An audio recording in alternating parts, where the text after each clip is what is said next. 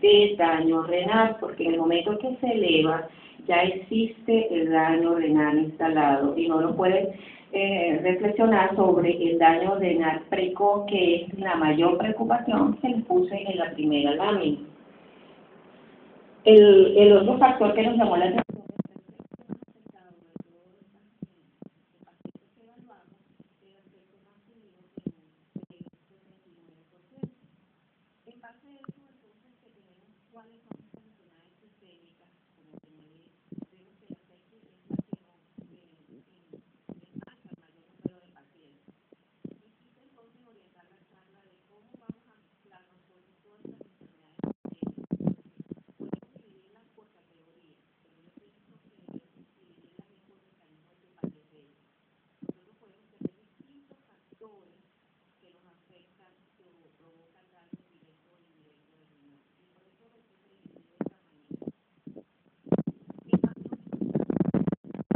ejemplificado por la sepsis, por ejemplo. Este factor infeccioso se constituye en un agente exógeno y se va a comportar como un antígeno exógeno. Este antígeno exógeno puede ser una bacteria, ya sea gram positiva, gram negativa, puede ser un agente exógeno viral. Nosotros tenemos acá el citomegalovirus, uno que debemos hablar y hacer un punto cardinal, que es el dengue, el HIV, hepatitis A, B, C, etcétera, y las parasitarias, que son toxoplasmosis, paludismo, entre otras. Pero en el momento que tenemos un antígeno exógeno que entra a nuestro organismo, ¿qué es lo que pasa? Se desencadena una serie de eventos fisiopatológicos que tienen una vía final común, que es el daño renal. Sin embargo, yo puedo tener un factor infeccioso ligado a un factor hemodinámico, ¿ok? Y a un factor tóxico. O puedo solamente tener el factor infeccioso. Pues, si nos damos cuenta en esta lámina, el factor infeccioso, en este caso el antígeno exógeno, viene dado en este ejemplo por una infección bacteriana, pero puede ser viral, puede ser parasitaria, y desencadena toda esta serie de mecanismos, ya sea un mecanismo proinflamatorio, activación de la cascada de coagulación y activación de sistemas adrenales, que en este caso hemos visto en el discurso de las diferentes charlas, como el sistema renina-angiotensina juega un papel importante en la injuria renal. Pero, ¿cuál es la base del daño renal? La formación de inmunocomplejos. En este caso, lo que nosotros entendemos es que en el momento que se forma el inmunocomplejo no es el que ocurre el daño, sino es la incapacidad de nuestro organismo de eliminar el inmunocomplejo. El inmunocomplejo va a desarrollar una cascada de eventos inflamatorios, y esta cascada de momentos inflamatorios es el que va a llevar al daño renal. Entonces, en el momento que entra el antígeno exógeno, puede estar presente en el tejido, puede estar circulante, lo importante es que se va a unir a su anticuerpo. Y en el momento que se une anticuerpo, se forma el inmunocomplejo. Esa es la piedra angular del daño renal cuando yo tengo una enfermedad sistémica provocada por un factor infeccioso. Y en el momento que se forma el inmunocomplejo, se activan los mecanismos de defensa, y entonces, como todos conocemos, tenemos dos importantísimos, como es el complemento y los receptores de la región FC.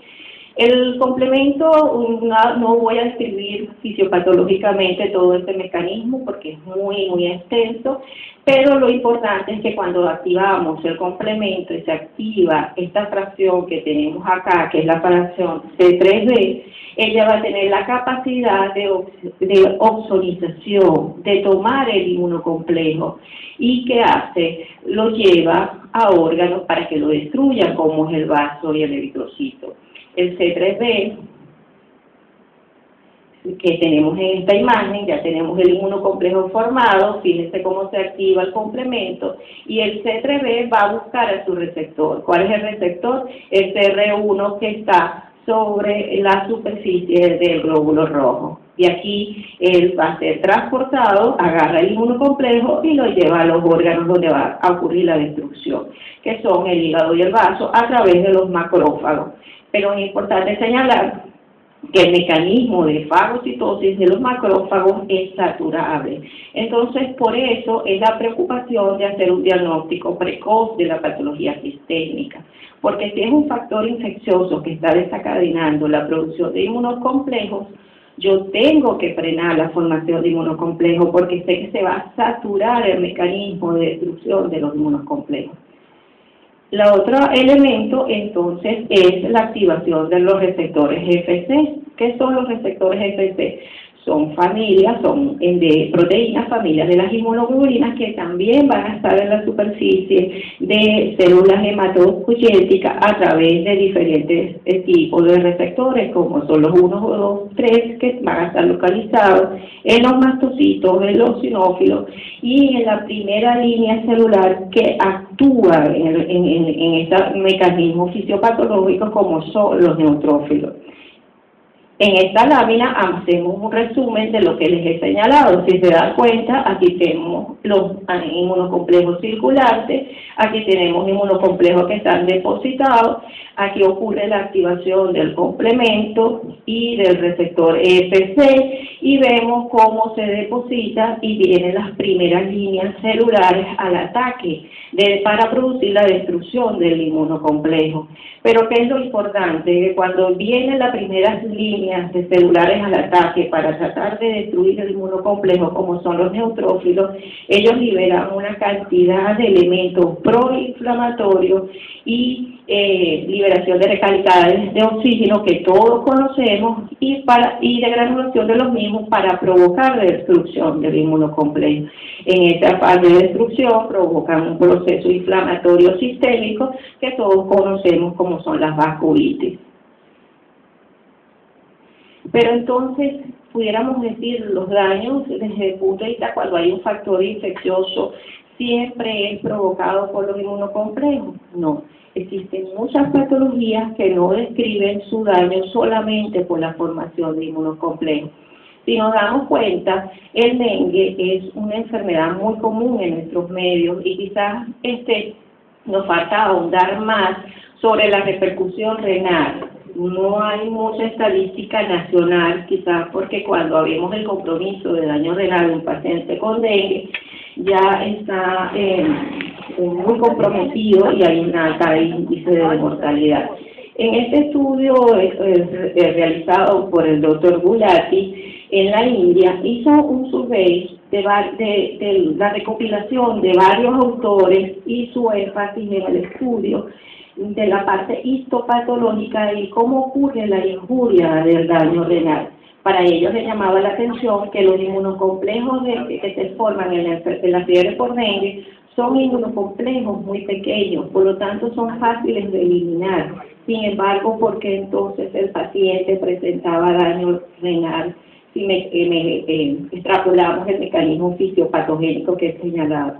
Entonces yo decía que había factores que se sumaban, entre ellos el elemento de hipoperfusión que tenían estos pacientes, la radiomiolitis que a veces podían presentar por el elemento viral y la necrosis tubular aguda. Es decir, señalaban que debía haber una enfermedad glomerular y primaria establecida para que la formación de inmunocomplejos fuera el mecanismo que pudiera describir la fisiopatología de las mismas.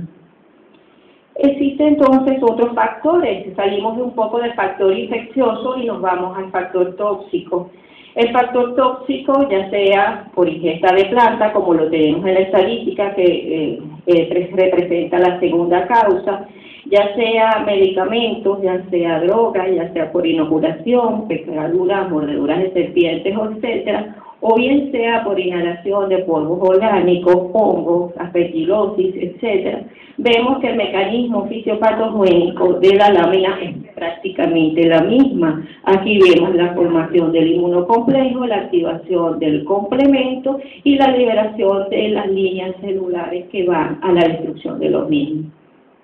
Entonces, nos damos cuenta que se relacionan estos factores, con un daño, con un elemento patogénico en común, que es la formación del inmunocomplejo. Y hasta ahora nos damos cuenta que la falla en la eliminación de ese inmunocomplejo es lo que nos puede llevar a la injuria renal. Quizás entonces podamos entender que a veces no tenemos un antígeno exógeno, sino un antígeno endógeno. Y cuando ese antígeno es endógeno provocado por nuestro propio sistema autoinmune, existe el factor inmune involucrado y nosotros lo conocemos como la vasculitis. Aquí les traje para recordar una clasificación que todos conocen, que es la clasificación de Chaperone, que fue descrita en 1994. ¿Qué es lo importante de clasificar la vasculitis? Que cuando tenemos un paciente con una vasculitis, tenemos que precisar si solamente está involucrado el elemento inmunológico o si está involucrado el